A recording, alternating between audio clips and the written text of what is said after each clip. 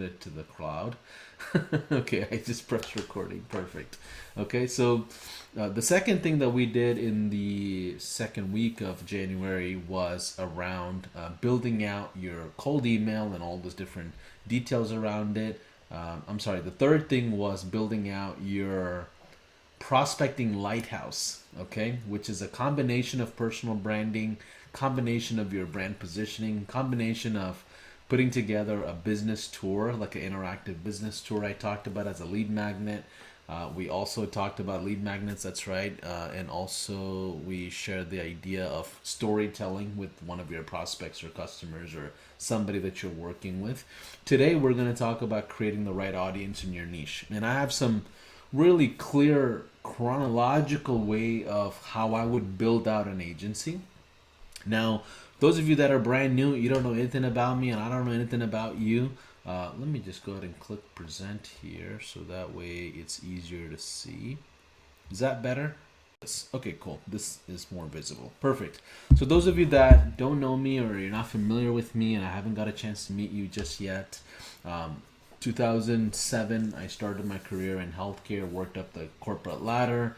Then by 2014, I was burnt out, didn't ever want to see a patient in my life ever again, and then decided to jump into a couple of ads that I saw about making money online and all these random things, and essentially became an entrepreneur by 2014. Started my first dental agency then, all the way up until 2018, and I jumped on board with High Level in 2018 and helped scale that agency there. And obviously, you guys all love a platform that we built out in the process. 2020, I started another agency with a business partner in Toronto in automotive.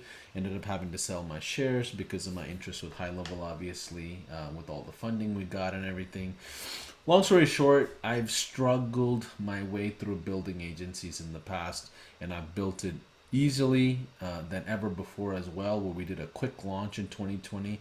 But either way, guys, there's so many different ways to skin this cat, and I promise you, everybody is right in their own relevant experiences, and you know what's going to work for me is based on me as a person and my skill set as a person, the talents that I have, things that I've invested time and effort and money into building up. And for you, it may be a little different. But what I want to do is provide context to building this agency out, okay?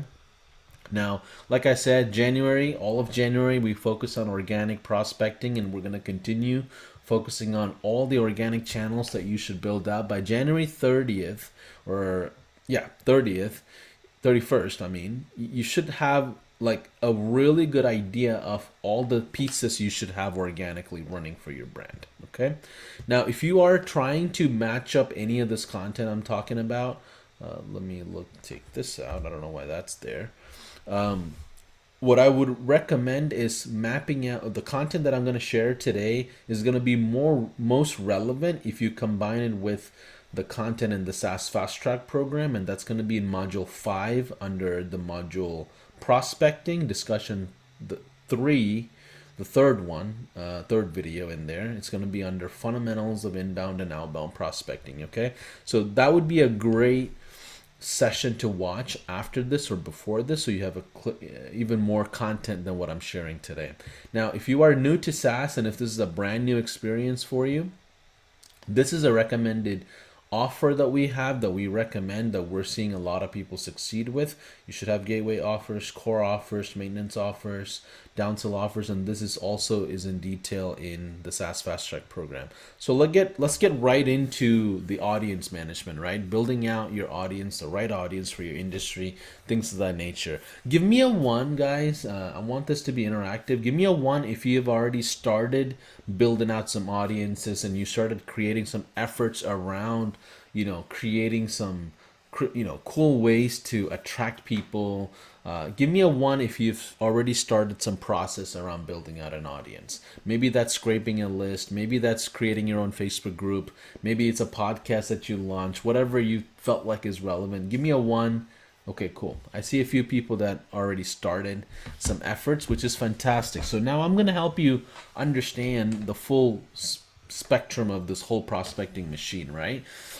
if you're starting out, the only thing you need to focus on right away is cold email. Why cold email? Because it's relevant in almost every industry. Okay? Everybody's using email, whether they want to open your email or reply to your message or not. They're using the medium of email. So cold email is very relevant at the end of the day. The second thing we talked about is personal branding and power partners. Personal branding is really important and it's not a need, but if you do decide to go down that route and put together some base level personal branding, okay? Meaning your lighthouse and things like that. If you do set up some base level things, you'll see you'll see less resistance on the sales calls when you're actually in front of the lead, okay? So that's why I recommend launching some sort of branding so it looks like you're a legit person. You're starting to share some stories and things like that about who you are, how you're serving the industry, all those different things. And power partners is also something that I recommend right out of the gate, and we talked about this on the last one, okay? Now, with all these different mediums, guys, and all these things that we're talking about, the way you build out your audience matters, okay? And I'll go into the reasons of why at the end of the day, okay? So where are you at right now, right? First, we put all these things together. Right now, we're focused on creating your niche audience, right? How many of you guys have an industry already? Give me some examples of industries that you have decided on, or maybe some of you are a bit undecided and you have maybe two industries. Give me some insights, the industries that a lot of you are serving today. Okay, I'm seeing real estate, health fitness coaches, auto glass, more coaches. Yeah, let's see, fitness, restaurant. Okay, cool, exciting. So now, a couple of things you want to understand when it comes to what is the real purpose of building an audience, right? One is the importance of testing out organic offers versus paid, right? Paid offers, meaning paid relationships, paid advertising, paid efforts of any kind, right? Importance of testing out organic offers. Why is that so important? Because, well, if you have an audience, you can test out those organic offers and you don't have to spend money somewhere else and guess what this offer is going to be and the magic behind it, right? The second thing is measuring like the relevance of engagement. How many people actually are interested in what you do as a business, right?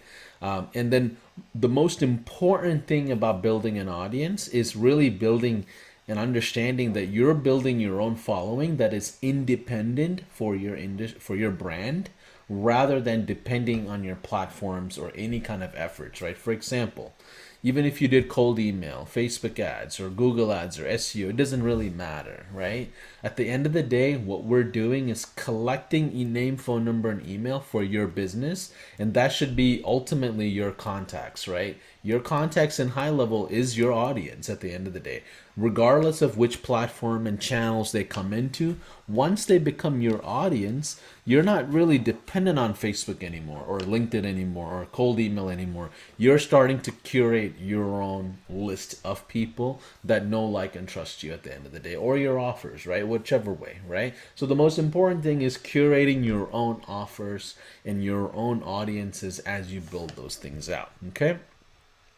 Now, I had, here's how I look at it, okay? I've started agencies 2-3 different ways before, right? The very first one, my dental agency, was very much driven on Facebook groups and personal branding, speaking, very organic, podcasts, interviews, and things like that. My automotive agency that I started was fairly all cold email.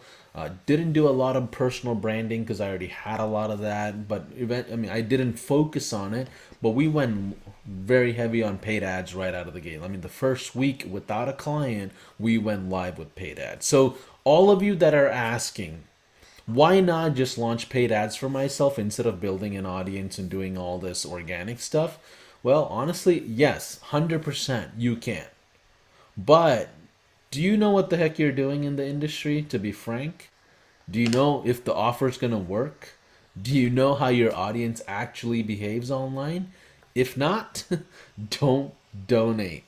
Don't try to play against like a supply demand curve and the economics of the markets that you're serving, okay? And sometimes you don't even know about it. Like, it's just unforeseen. You just have to measure and find out those details. There's way too many biased information, right? So if you don't have those things, if you're undecided, if you don't have offers, if you don't have like even clear idea of exactly how you're going to deliver some of those services, I wouldn't just jump into paid ads, at least until I have my audience built out or curated, or at least have a strong offer, right? So, but until then, guess what you need to do? Start building your organic foundation of all your channels. We talked about cold email, we talked about personal branding and getting a lot of that thing, those profiles done. And today we're talking about audience building in your industry. But yes, 100%. You can go right into running $2,000, $3,000, maybe even less, maybe $1,500 in running paid ads for yourself.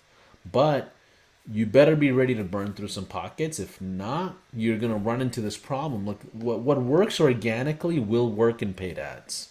What stinks organically will stink more in paid ads. Now, which game do we play? Right? That's up to you to decide of where you are, who you are as a business owner, what kind of experiences you have, and your ability to put together your offers as you build out your audience. Okay? So, with relation to organic prospecting, few questions to ask yourself about the industry. Okay, and guys, here's the thing. I say things that you don't want to hear because I wish somebody told me the things that I didn't want to hear back when I was doing the work that's required to start agencies, right? Even now, as we scale our high-level agency, it's still unknown of things when you get to a certain level. Like, you don't have the information. You cannot just go to a random mastermind and just get it. You have to go through these hardships sometimes and test things out and figure out structures of what's going to work and what's not going to work, right? So my intention is to tell you the truth of my experience, whether you like me or not. I don't really care. Is that okay? Right? And I'm saying this with love, guys. I hope you understand that. Okay? Right? I'm not trying to offend anybody, but I'm going to tell you how it is. I'm not trying to get brownie points, because at the end of the day, you guys are all paid customers, people that we're serving at the end of the day to scale your agencies. If you don't scale, we don't scale. We know that. That's why we do these efforts on education. So it's to me really important that I'm being honest with you. Okay, so with relation to organic prospecting, few questions you got to ask yourself. First, why in the world did you pick this industry? Why are you serving this industry? Ask yourself that question. If you're not passionate about it, if your answer is like, well, they spend money on marketing and they do high ticket business and blah blah blah, and it's around like the financial side, or if you think they want your services or like something around those lines, odds are you're not gonna sustain long enough in the industry for you to have success before you quit the industry at like 6 months. You'll become like a church hopper, right? Like a niche hopper at the end of the day, right? And the grass will be greener on the other side all the time, because guess what? You're not really in marriage with your industry. So how do you really serve an industry because you like them? You really have to pick and choose an industry that is something that you would love to do. Like, you actually will love to be part of that industry and you want to be there, right? If it's not that, it's going to be really hard to come up with offers that matter and make a difference. It's going to be really hard to serve the people that are in those industries. And because it's hard for you to really love the industry, it's going to be hard to build an audience. You guys following what I'm saying? If you want to build an audience, you actually have to engage and know, like, and really love this industry that you're choosing, okay? So ask yourself, why are you in the industry? Second thing, would this niche want to be served by me? Right? If you are a person, let's say, that have maybe 5-6 industries, right? And if the industry is looking at you and they see that you serve like way too many people and way too many things and you have way too many offers, they're not going to be that excited to work with you, right? Because they're like, at the end of the day, they see that you're not necessarily married or loyal to the industry. You're just a business owner doing multiple things is how they look at it, right? So check, ask yourself, would this industry want to be served by me? Third thing is, how should I serve the industry, right? What exactly can I provide to them that's going to make sense, right? How can I really collaborate with them? And this is not you putting together a marketing plan and throwing that out there on your Facebook channels. That's not serving your industry. That's just you creating content for yourself to attract people for a certain offer or something you do. But that's too early in the process. You don't have a relationship with this industry just yet, right? The fourth thing is, where's my audience hanging out online? So all of you from a technical perspective, right? We talk about cold email, personal branding, lighthouse, putting together your follow-ups and all these things. But when you go into building out a niche specific organic channel around building your audience, obviously outside of email lists that you bought or scraped, right? You need to really pay attention to where they are, okay? Right? So let's clarify. Before I go into where they are, let's clarify the type of audiences you may have. You have your engagers, people that, how many of you guys have uncles and aunts that, you post something on Facebook, they engage with you. And you're like, dude, I know for sure we're not doing business anytime soon. Let's say you pick an industry and you talk about the industry, and somehow somebody in your family or friends and old friends, somebody's engaging with you, saying hello on the post, right? How often does that happen, right? So those are like your engagers. Necessarily doesn't mean you're gonna buy with, purchase something from them or with them or offer them anything. You don't have a business relationship essentially, but they're engagers. Then you have leads. Then you also have interest buyers and active buyers. And I'm going to help you understand the difference between interest buyers and active buyers. And why is this important? Because at the end of the day, the purpose of building an audience is for you to move the needle on sales. It's not for you to just get a following. It's not just for the purposes of just building a brand. It's really to treat it as if it's another channel of inbound leads. Okay? So let me clarify, right? Your initial focus as you're building out an industry, guess what? Your initial focus has to be just the engagement. You cannot go out there and just talk about an offer and just say a bunch of things with a case study. They're not going to engage with you. Right? You have to build that relationship with your audience early on before you can offer them something. Does that make sense? So let's talk about your niche specific engagement pockets, right? Every industry is going to be slightly different here, guys. Okay? Every industry has their own pockets of where they engage the most, more and more substantially than anywhere else. What I mean by that is like, there are safe zones for certain industries where they don't feel like they're bombarded with offers and spammers and marketers and agency people and SaaSpreneurs and all these random people selling them something. They all want a safe environment of like not being sold. Does that make sense? So let's talk about some examples, right? I know from my own personal experience having a dental agency that dentists are very active and relevant in Facebook groups. Right? I know that is a pocket of engagement that they spend more time there than anywhere else online in my mind when it comes to building their practices, right? Attorneys and CPAs, accountants, those types of people, they're very active on LinkedIn, right? Wedding professionals, guess what? Wedding professionals, photographers, videographers, people in the industry of the wedding, right? That wedding space, they have to be relevant on Instagram. Why? Because brides and grooms, what do? They look up stuff on Instagram, right? So they're relevant on Instagram, right? Stem cell industry, I know personally that they're very big and relevant to conferences. They go to every conference together and hang out as a whole group of, people, right? So you as a SaaSpreneur or an agency owner, it makes sense for you to go hang out in those conferences to start building an audience. Right? Does that have to happen overnight? No, but you need to be aware of who is there, what do they do, having context to the content that you're going to build out. Okay? Real estate is another example.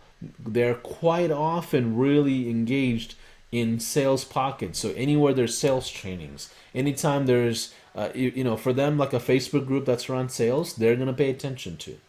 right? They're more sales driven people. And these are some examples. Authors and coaches are perfect. They are really relevant on podcasts, right? They pay attention to podcasts. They jump on podcasts. They get guest interviewed, and a lot of them have their own podcasts, right? So it makes sense for you to go understand and capture people there and get on a podcast with them or invite them into a podcast, right? These are ways you can build out audiences. Okay, once you clear those engagement pockets, right, those initial engagement pockets of people that just love your content and they just relate to you, right? That's where you start meeting your audience where they are. And this is essentially like your prospecting lighthouse 2.0, which essentially what I would do is like all those platforms that you're building out content and slowly just curating. Guys, by the way, you don't need to go build out a ton of content tomorrow. Your focus needs to be cold email, inbound leads coming in. This is something that you work towards it as you grow, okay? This is not something you just jump into by itself. Don't omit cold email thinking that this is going to work by itself. This is not a channel on its own as a primary method. This is a secondary complementary channel to anything else that you have going on. Never do this by itself, in other words, okay? But platforms, for example, if I know for a fact dental practices, right? I know that my guys and gals are hanging out on Facebook groups. Guess what I do? I'll build a new profile, my own Facebook profile, and I'll add every single one of the dental practices and every professional in the dental world into my friends list on my platform, right? So when I create content, guess what happens? I pop up on their newsfeed and it's just my content to those 5,000 people, right, that are in the dental practices, right? They could be doctors, they could be professionals, consultants, it doesn't matter. I'm going to build an audience that way, right? So as you figure out these pockets, you want to figure out where can you put all this audience in one place and start providing them your content, right? Now, remember the singular focus is setting appointments and closing deals at the end of the day, right? So there are several types of buyers in your audience typically, and this is stuff that people don't really talk about, right? Once you create relevance and create engagement, you will be able to sprinkle activation with small, subtle invitations. Okay, let me give you an example, okay? Let's say I put together my own profile and I have a list of people that are in there as friends, right? And I'm starting to create content, and my content's going to be very subtle. I'm not going to talk about offers. I'm not going to talk about anything. It's going to be around the industry related activities outside of marketing, if anything, right? But once I do an invitation, hey, I'm looking to work with maybe 3 or 4 realtors, and I want to have an open invitation to a secluded small group of people, and my objective is to show you X, Y, and Z, right? When that happens, guess what? Now you can systematically measure it and figure out, can I create an appointment system out of this? Can I have my VA take over my profiles, my audience management platforms, and really turn those into appointments, right? But at the end of the day, guess what? Nobody's going to buy overnight, right? So you do have to figure out how to create that engagement, right? Now, here's something that is always happening to your audience, right? There's something called sales cycle versus purchase cycle, okay? Most business owners misjudge this, honestly, right? They think a prospect is ready to go and purchase something. In reality is they're just engaging with you, or they're interested in buying, but they're not ready to pull the trigger, right? And guess what? We all have those biases around our offers because we've created those offers. And those offers are based on value of some kind. They're based on something good that we're providing, and we truly believe that what we're offering is something great. But in reality, you have to really ask, what's in it for them? What does the market really want with this offer? What do they really want from me, right? And that's what you have to pay attention to. So essentially, here's an example. Let me simplify this, right? When it comes to the different types of buyers in your audience, there are people that are just going to engage with you and ask questions. Okay? Doesn't mean they're interested. They're just simply interested in engaging with you. Maybe because they like you. maybe because they enjoy the content, maybe because something is relevant to them, but they don't know how it connects. But either way, they're just simply engagers, okay? Then you have the people that not only ask those questions, but they'll make it clear to you that they're wanting more info around an offer that you might have presented, right? They have a specific question around, I don't know, something that you have, a program, an offer, a service, a product, whatever it is, and those are leads, right? And then you have people that not only just told you that they're interested, but they told you they're interested in buying something from you, right? That's not the same thing as somebody saying, "Hey, I'm interested in a free trial." These are people that have said, I am actually interested in purchasing something from you or buying something from you." And then you have people that are active buyers who leave the sales cycle but enter a purchase cycle, meaning now you've got the lead all the way at the end of the sales cycle and they've said yes and they're ready to be closed. As a matter of fact, they agreed to be closed, right? And these are people that have verbally said, "Yes, I'm ready to go." They've written or they've invoiced or you've provided them a proposal and they signed the proposal and then you can find them, okay? Those are your active buyers who have not only said yes, but already made a decision towards purchasing, okay? So as you build out your audience, guys, you really should filter and know who are the folks that are really following you, what are they doing, and then you start building this content slowly but surely, and then obviously you want to go hang out in the pockets of your industry, right? You don't want to just because LinkedIn works for Jose doesn't mean it's going to work for me, because Jose's clients could be attorneys. And I'm over here trying to figure out, how come attorneys are not talking to me on Facebook? Well, they might not have time for Facebook, right? So you have to really pay attention to what your audience is really doing. So really, your action plan after this call today is you need to speak with your beta on how they collaborate with fellow professionals in the industry. Okay? This is the best way to figure out how do they move, where do they hang out, what do they exactly do. Okay? So do that as a homework in my mind. And then obviously you have to figure out ways to create those organic channels in your relevant engagement pockets. If it is, let's say, a Facebook group, you have to collaborate with the people that run those Facebook groups and offer something of value, right? And obviously not be salesy, right? You're just simply providing content and engaging with them. So when you do run paid ads, right? When you do eventually run paid ads, which in my mind, it could be right after the first couple of clients, right? Guess what? You have cold email running already by then. Your lighthouse is now booming. And then now you're starting to build out audiences, right? And then when you launch paid ads, guess what? You have this 4 or 5 huge foundational channels that are constantly bringing in inbound leads. And that's really how you have to look at it as you launch your audience, okay? Let's do an open discussion, guys. And I know there's about 20, 30 of you in here and also the streaming all combined.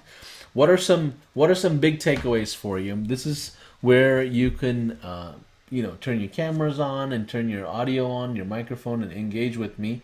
And this is what I really wanted to share with you, is thinking towards that audience build out, thinking towards where your industry is hanging out, figuring out all those little pockets and putting together systems there, okay?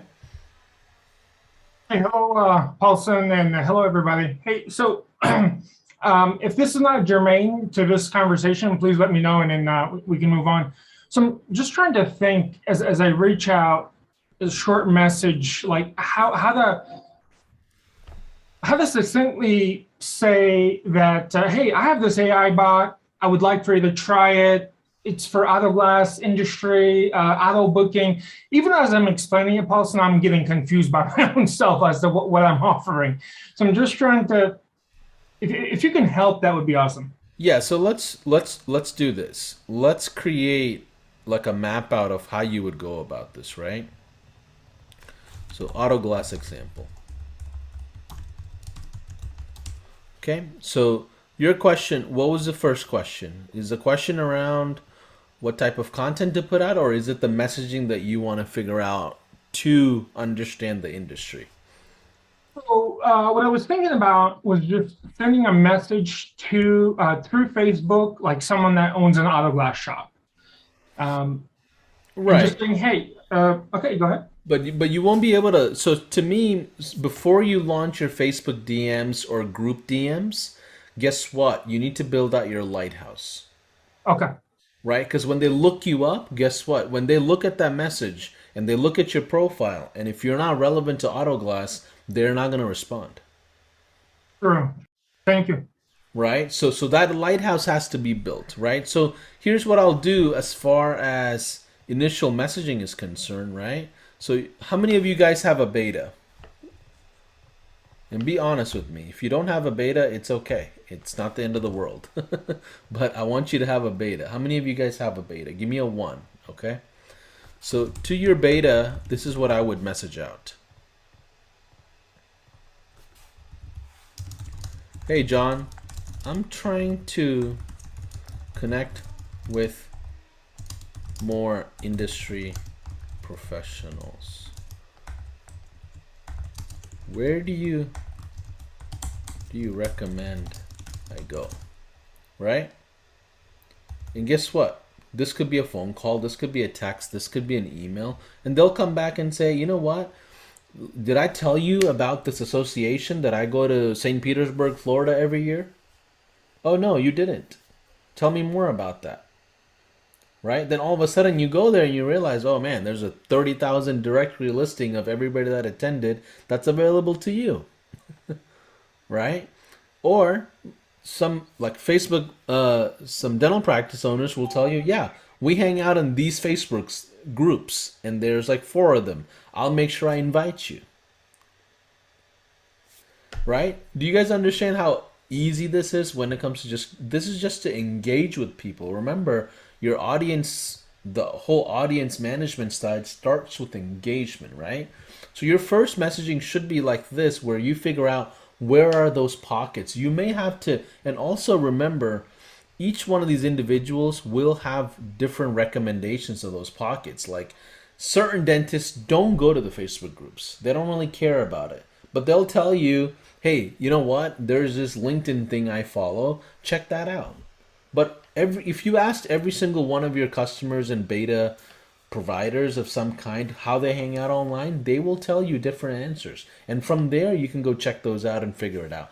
And to Hadi's point, at the point where you do send them a DM or a group message or email, whatever you want to send them when it comes to an offer, you should have some sort of credibility in the industry, right? At least to build that where they see that you're a resource for whatever it is that you're providing, right? Until then, guess what? You will have this resistive wall that you have to climb organically, right? You'll always have this invisible wall that people just don't engage with you because guess what? They don't see you as a credible source for that industry, right? Now, I promise you, yes, you should launch paid ads right out of the gate. Is the all this audience building, organic stuff, Lighthouse, is that all like required? No, it's not required, but it's very much suggested, especially if this is your new run of launching an agency.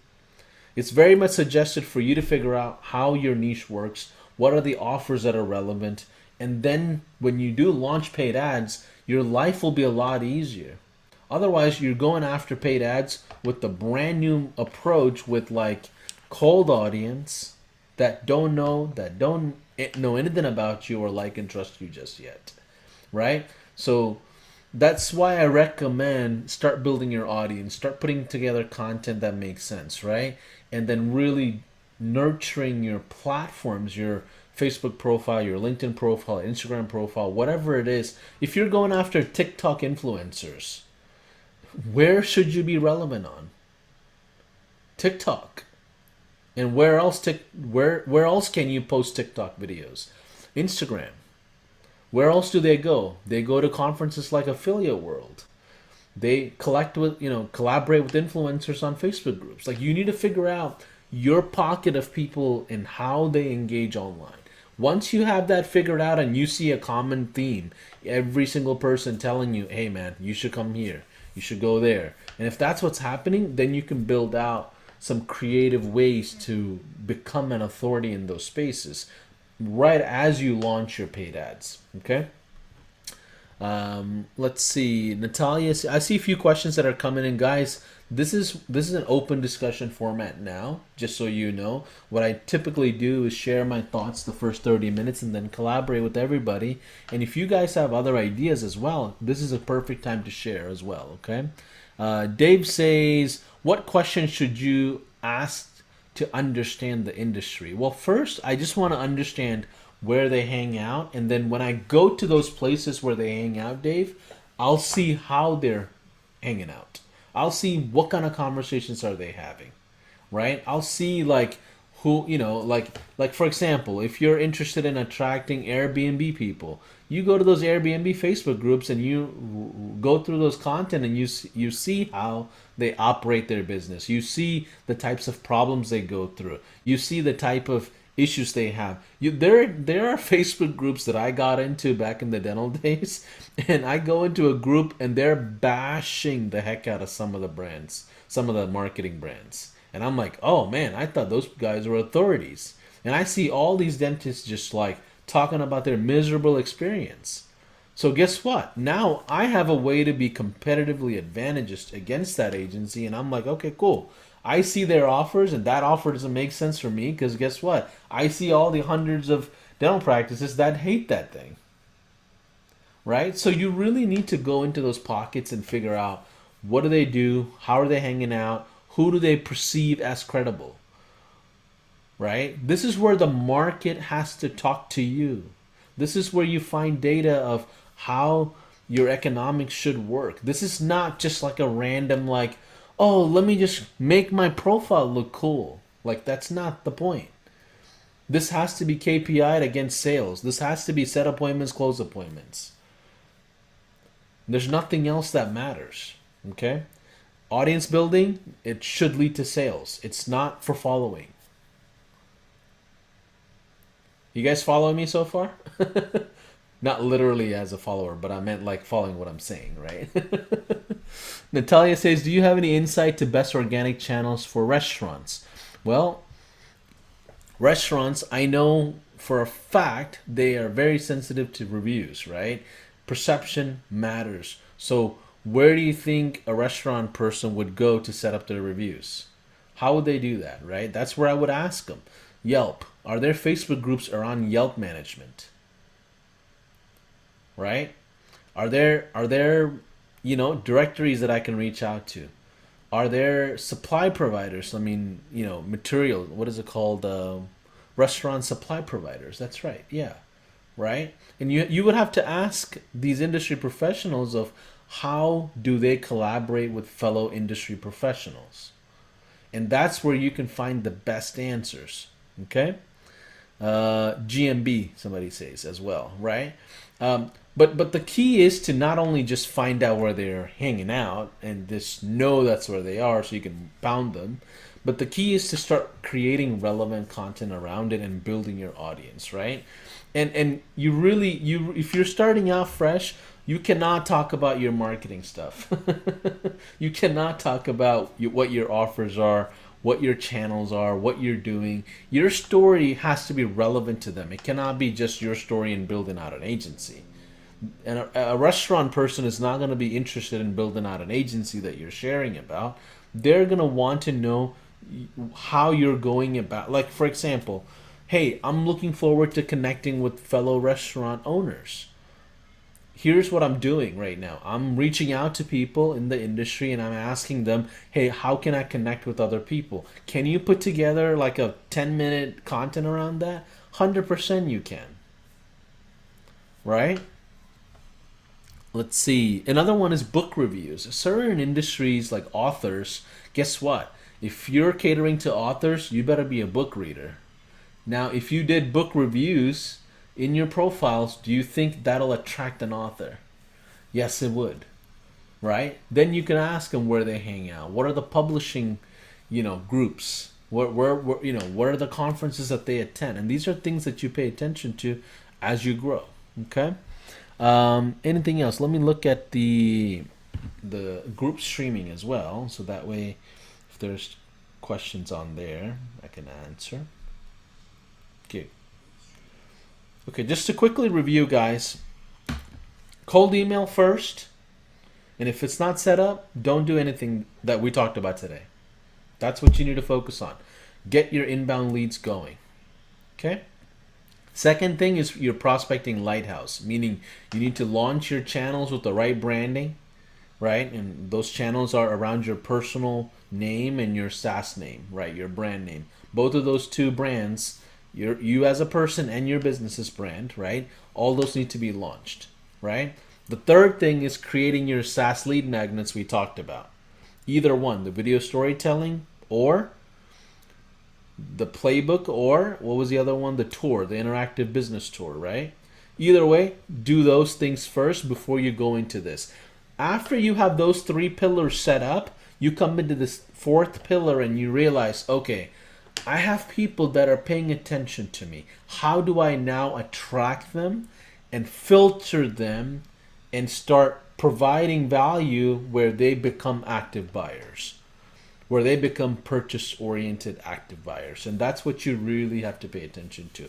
Any questions, guys? If you want to raise your hand, I've got about another 9 minutes. If you have any questions around this, turn your microphones on so it's easier for me to just hear your question so I don't have to read through it, and ask away. This is the perfect time to ask those questions around building out your audience in your industry. How many of you guys are juggling between multiple industries? Now this matters quite a bit, right? Because you're like, well, I'm going to build all this out for one of my industries, or should I dump the other two? Yes, you should dump the other two and just focus on one. Okay. Ashley says, I've been in the medical field for 17 years. Would you recommend that do you recommend that being my target industry? Well, medical is so big, right? There's 30 industries within medical, so you got to figure out where your specific sub niche hangs out in. The dental guys don't hang out the same way as your internal medicine guys or stem cell guys or whatever. There's different pockets there. But you need to definitely talk to your audience and figure out where do they find the right information, right? Rob says, yes, I'm finally decided to narrow down and specializing in one. Yeah, guys, so I appreciate all of you being in here. This is something you want to think about as you build out your first couple of steps that we talked about earlier this last couple of weeks. And if you, as you reach out to me and have more questions, I'll be able to build out more content that's relevant to you. Okay, let's see. Hey, Paulson, got a quick question for you, bro. Yeah, go ahead. I'm getting ready to stop the streaming, guys, so this is the perfect time to interrupt me and ask the questions. Otherwise, I'm assuming that you're just brainstorming of what to do next. But yeah, go ahead, Rob. Perfect. Yes, sir. So when we're out there prospecting and everything like that, I found that what works best is and it helps with the follow through and everything else, deliverables, is focusing on the value rather than the features. So do you have some examples of some of the things like, my thing is like giving people, automate 90% of their stuff, giving them 20 hours a week back, things like that. Because if you're focusing on, oh, we have, two-way texting, we have this and this, then it's like, yeah, it makes sense, but it's the whole kind of, start with why kind of thing. Like, they're going for the value, why you're doing it, not, all the tools and stuff. So just looking for maybe some suggestions that you'd have. I go after health coaches and help them automate 90% of the business, giving them, 20 hours of the week back so they can focus on scaling their business, Yeah. No, that's a relevant question. Even though it might be a little unrelated to the audience conversation today, but I'm happy to answer it. So typically when you're in your sales language, right? It's like the 5 Love Languages book. You want to really concentrate and focus on how they speak and talk to each other when it comes to that industry. So that's the first thing I really will start learning and understanding about the industry. The second thing is the benefits, right? You obviously want to focus on benefits, but not just benefits, but benefits that are relevant to them in their sales cycle versus purchase cycle, right? So it's not just like you telling them, hey, I can help you close some policies, but what kind of policies? right? Which type of policies? What are the exact, you know, expectations that you may have, and that's the way you want to talk to them in most scenarios. Now, when it comes to examples, like it just depends on the industry. Are you? I think Rob, you were saying you're in the insurance space, or was that somebody else? No, health and fitness coaches. Yeah, most of the pain points, the folks that I'm targeting is that a lot of them are smaller businesses. They're really good at coaching, but it's like the follow up and the the basically just the acquisition, right? So automating the acquisition process, getting some DRs done, getting them some their pipeline, nurturing all that stuff for them. That's what I'm kind of targeting, is like I'm automating all that stuff that they would spend all that extra time on every week so that they can focus on just doing their coaching and building their business. So Yeah, so this actually is a good question in some sense where like brand positioning is something you really want to pay attention to. The mm, thing I don't like about going into a business owner and saying, "Hey, I can automate everything for you and get a system built out." The thing I don't like about that is like they automatically perceive you as a tech person, right? I'm not a fan of that because guess what? Like I rather position myself in my mind as if I'm gonna come in and buy your business as an investor. That's my mentality anytime, anywhere I go into a business or ever have a prospecting conversations, right? So change your your the psychology of the language and your thought process around if I were to buy this business, acquire this business, how would I look at this business? How will I conversate with them, right? And that's where I would start. I don't like, obviously when it comes to SaaS, obviously you can create SaaS around sales. You can create SaaS around marketing, but there's opportunities to create SaaS around operations of the business, scheduling, staff management, HR, financial management. There's so many different types of products you can create. It just doesn't have to be all lead generation oriented or marketing or sales oriented, right? So with that in mind, like I would go into a prospect and ask them, what are the things that you would do that's relevant to the product that you're essentially selling, right? But I don't want to talk to them about, hey, here are the benefits of text message marketing. Well, yeah, I'm still talking about benefits, but I'm still positioning it as if I'm the tech guy, yeah. right? But instead, I'm going to be like, hey, what are the conversations you're having in your community this month? Right? If I were to come in and buy your business in the health fitness coach, whatever scenario, like what are the actual issues that they are facing? Like, is it memberships? Is it setting up a virtual platform? Is it, having the right, like nobody wants more business. Like no, rarely people want more customers. They want more of the right customers so they can sell high ticket quite often, right? They want the right customer, somebody that can afford their best services, right? So people just don't want more volume, if that makes sense. Quite often in many industries like health fitness coach, like they want the high ticket $5,000, $10,000 client that's going to just spend a whole year with them and just be committed, right? So you may find out your audience, like, they want less of something else. Like if you look at certain agencies, I don't want to mention names, they're running ads now just for their high ticket stuff. Hey, get rid of oil changes and just focus on lift kits. Right? Why? Because those are $8,000 to $10,000 clients, while oil changes are obviously $100 margin, and you're gonna run yourself to the ground, right? So you will figure out these things about your industry and you want to position it the right way.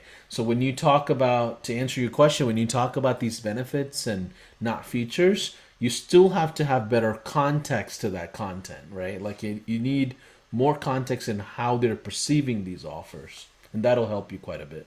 Right. Yeah, it sounds great. If you're telling them instead of, hey, I'm gonna flood your inbox with customers, like, hey, I'm gonna give you better customers so you work less and you make more money because the quality of clients that are coming to you are better. Well, yeah, I mean, yes, you're saving time, right? But that's something they should see, not that you have to speak about it, Right. Hmm. right? They should just see that, oh, if I did this, I will get that as a benefit, right? So you're like, for example, Rob, like who are the customers of your clients? Like, what kind of customers do they attract, for example? Yeah. So right now, the kind of even niche down even further is like hormone coaches. So it's people Okay, that are having problems with their hormones, and okay. and that kind of stuff. So the Okay, health so coaches are my, yeah. yeah, so health coaches and hormone coaches, like Hashimoto's is like a big diagnosis in that space, right? It's Mhm. thyroid oriented, natural hormone diagnosis, right? If you, and this a bit on the medical side, but either way, if one of those if you went up to one of those coaches and asked him, hey, how would you be able to handle, clients that are dealing with naturopathic or Hashimoto's issues? Is that something that's in your wheelhouse? Right? All right, yeah. And if you have that conversation opening it that way, the positioning that you have is almost like a partner, almost like an investor, almost like a reliable source that they don't see you as a marketing person. Does it really matter how you do the tech? It Are you doesn't. asking me? Oh yeah, Yeah, I no, mean, I'm yeah, just saying, no, I'm yeah, sharing this with everybody, not just asking you. It really yeah, doesn't matter how you do the tech. They just need to see the right people walking in through the door. They right, don't care about any of our SaaS plans, I promise you. They sure, care about how and when and who they're serving. And if we can help deliver that, then you're going to win, right? So when you talk about these things, like when I used to talk to the dental practices, I'll be like, hey, I really want to focus in with you and bring in about 8 to 12 Invisalign patients in the next 15 days.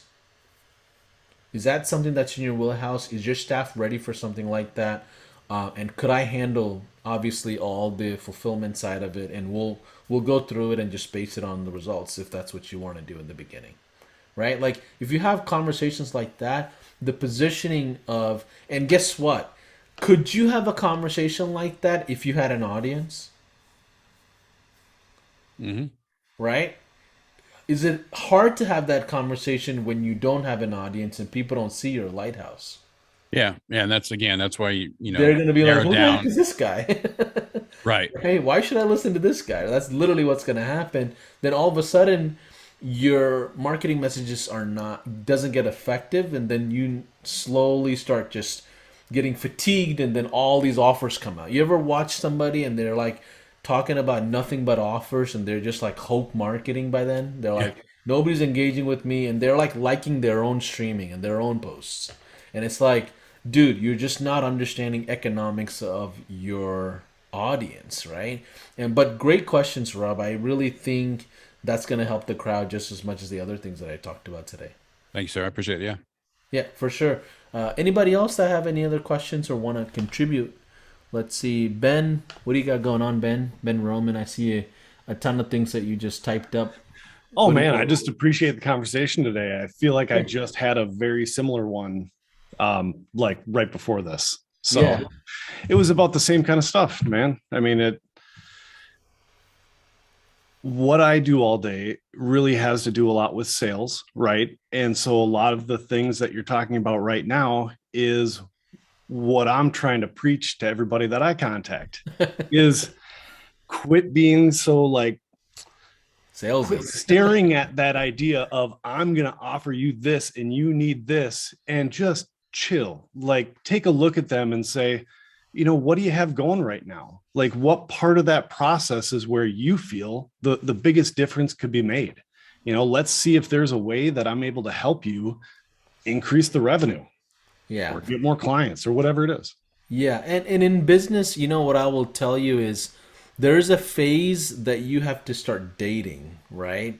Your prospects, and this is that phase. Like you cannot just go get on your knees and ask for marriage. Like that's not gonna happen, and that's what a lot of people do. Like brand new Facebook page, and with your case studies, you're talking about how many leads you're gonna generate.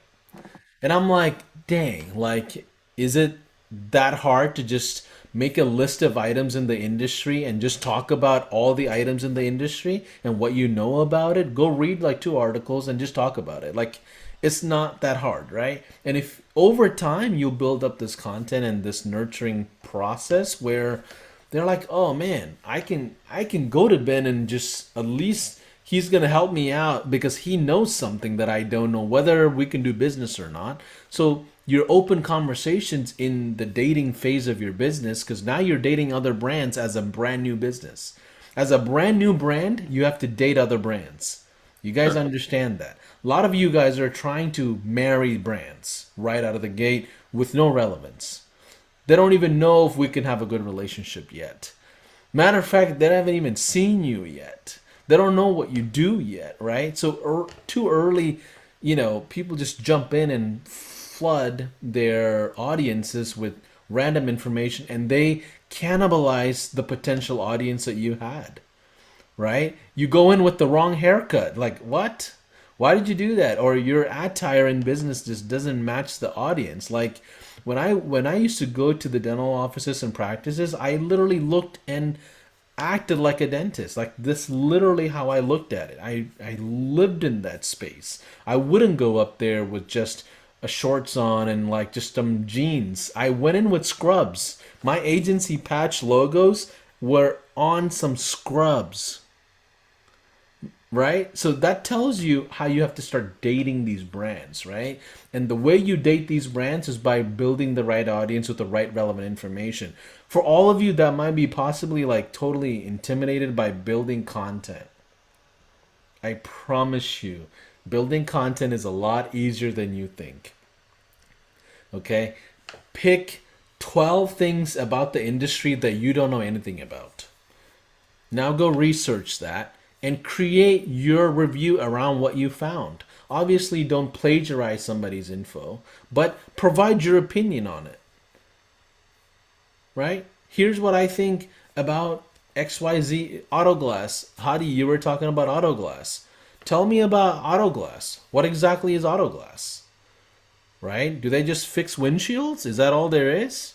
Is that a bad perception that I have about the industry? How many Autoglass professionals think that the entire world has a bad perception about their industry? Here you go. First topic right there. The worst perception about the industry.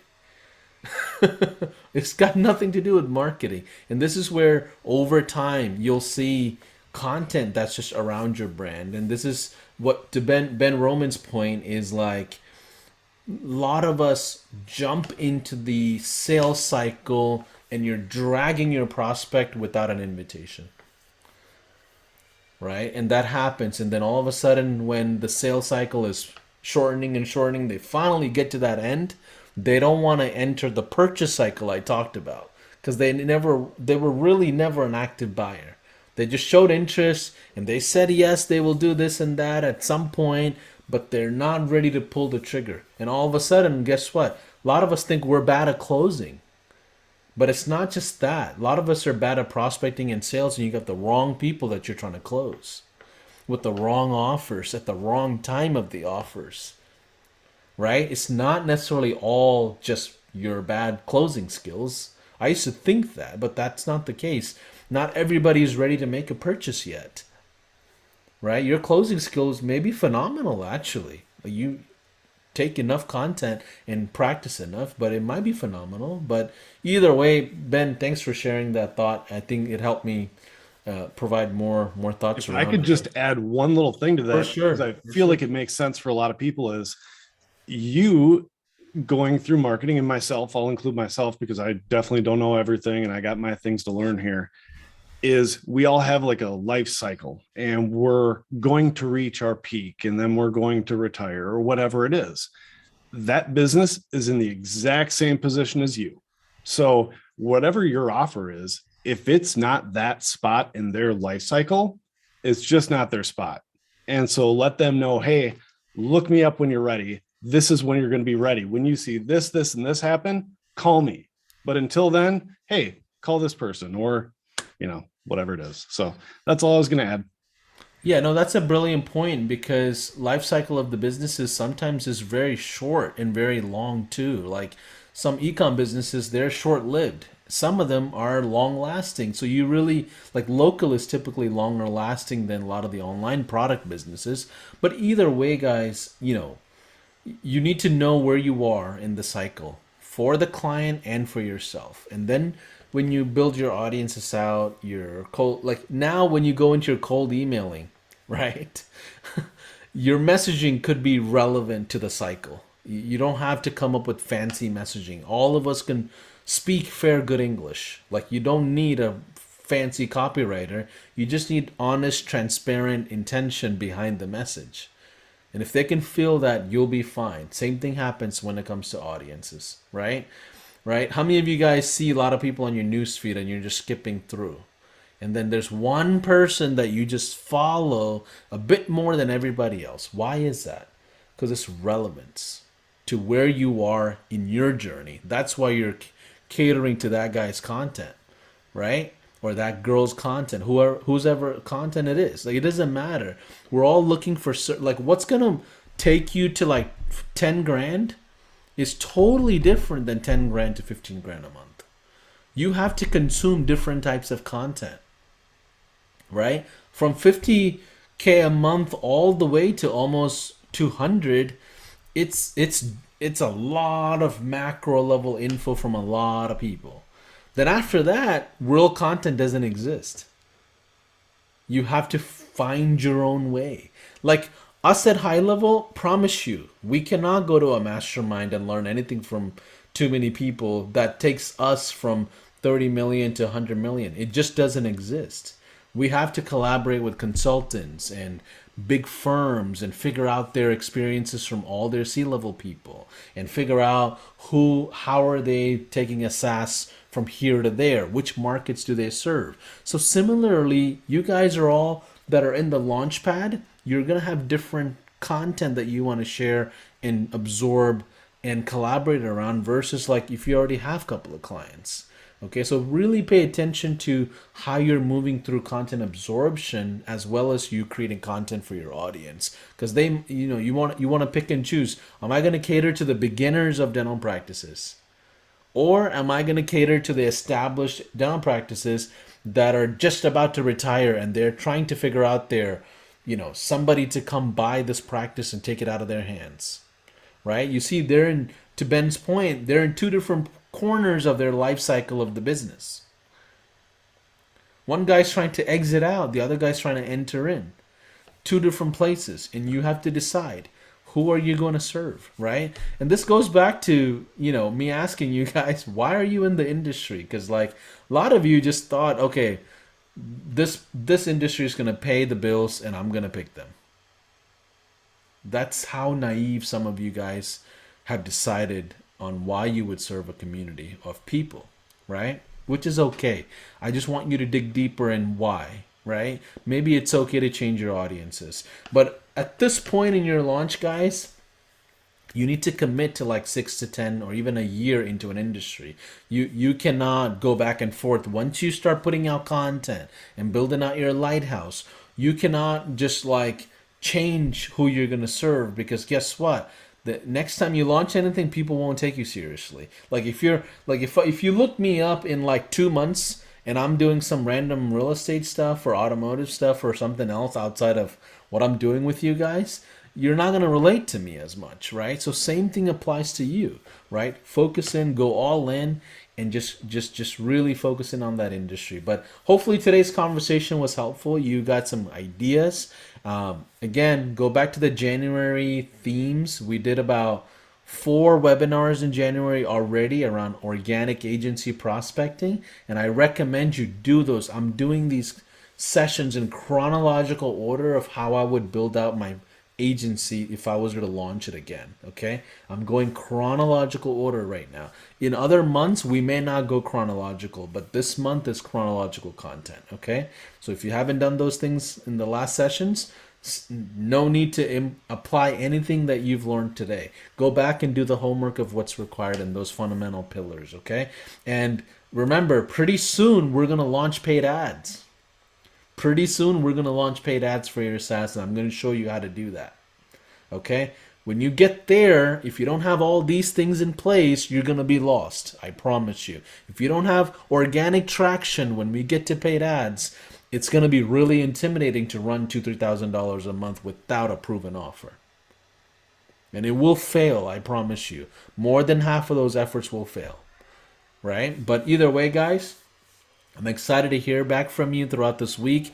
If you want to jump on a one-on-one, you always have that opportunity with me at speakwith.us/Paulson. Looking forward to connecting with all of you. Take care.